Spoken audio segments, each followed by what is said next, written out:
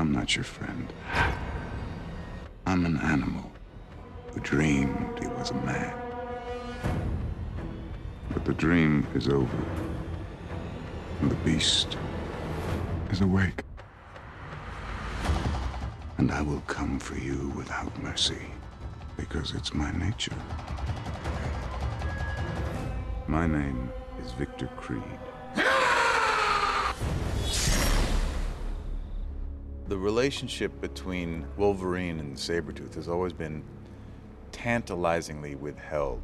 It's always implied that there is a deep relationship between the two, but the story has yet to be told. The Sabretooth-Wolverine rivalry is one of the great rivalries in comic book history. They are perennial enemies and have been for many years. Everybody knows from the comics that Sabretooth shows up and beats the crap out of Wolverine, usually on his birthday. I just felt like this is just too wonderful an opportunity to bring the antagonist and the protagonist into conflict on a level that is deeper than just, I don't like you. The fact that they are half-brothers gave such emotional power to the film. We stick together no matter what, and take care of anyone who gets in our way. Obviously, having come to the conclusion that the character Victor Creed was really going to be Wolverine's nemesis, if you like, we needed an actor of tremendous dramatic power. Liev was one of the first people I had in mind to be cast. I love him as an actor. He's a friend of mine. I've worked with him before. He has that real weight and gravitas. You my brother's new babysitter, John? Creepy black coat don't scare me. Really? He can deliver a line. You know, he's a bad guy. He's a villain. You got to be able to deliver a line, and he can do it. I'm not afraid of you, Victor. I'm not afraid of dying. How do you know? You've never tried it before. The difference is Victor Creed embraces his animal, and Wolverine rejects it. Victor Creed goes towards it, becomes the animal. A very dangerous animal. Victor! Don't even think about it. Cut. Excellent. Bravo. There was something about calling the character Sabretooth that sparked my imagination, because I didn't really know where to start, and I wanted to try to bring something to the character that would surprise people. And so for me, it was interesting to kind of look at what those big game cat elements were. And there's that thing about when you make eye contact with a big game cat that's caught in a zoo and it's trapped behind bars. And when you lock eyes with it, and it tells you that it can't get you now, but if it could, you would be hamburger in a matter of seconds. That's a powerful look, and that, to me, inspired a lot of the motivation behind Sabretooth. We did a tremendous amount of work to try to get Sabretooth to move in a cat-like way. It began with an idea that Gavin had, how powerful they are in their shoulders and the way they move and the way they would just catch up just barely to sort of trip the back end.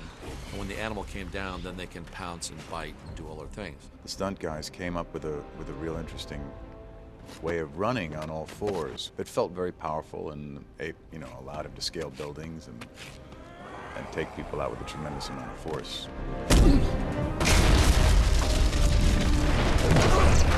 And there's a great scene where our two characters have our first major altercation, and it's in the bar, and we shot it in New Zealand. And we shot this fight in a real logging camp in Dunedin. And if you would have been there to see this logging camp, which was really gritty, and huge logs and log loaders, just machines, so that when we got on the set the very first time for Location Scout, I started to go, ooh, maybe we could throw him into that.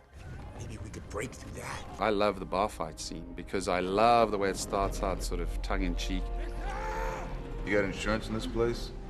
Insurance? No. Too bad. And we take you back to maybe Sergio Leone, the old Western. The two gunfighters.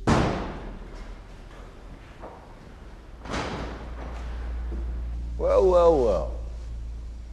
Look what the cat dragged in. And I think Hugh's need to know from his brother, why have you done this to me?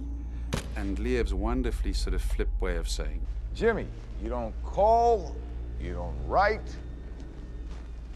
How else am I supposed to get your attention? Gives us an opportunity to be a bit tongue-in-cheek at the same time as then exploding into kind of rage. You don't want the scene to just be all... It's how can you get the lightness in and then spin it into something really quite shocking. Background. Take it outside.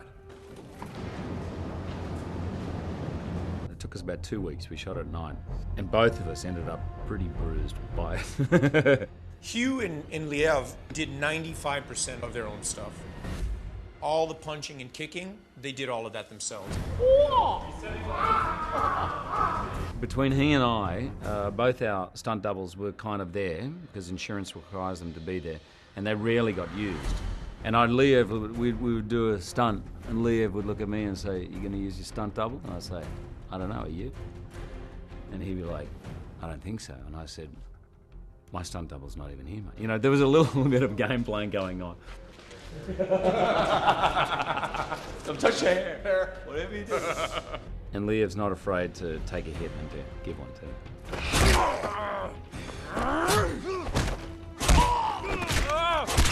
Spent a lot of time watching big game cat footage on National Geographic, the way that the cats swat and the way that they grab and the way they pull it over, bite the neck. So this is where we got that whole vibe of grab, wrap, throw.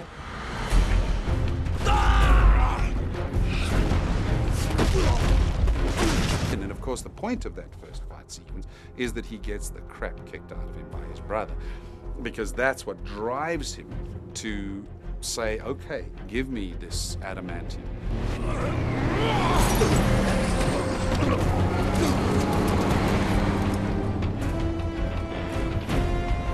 When are you gonna figure it out? We're not like them. I'm nothing like you.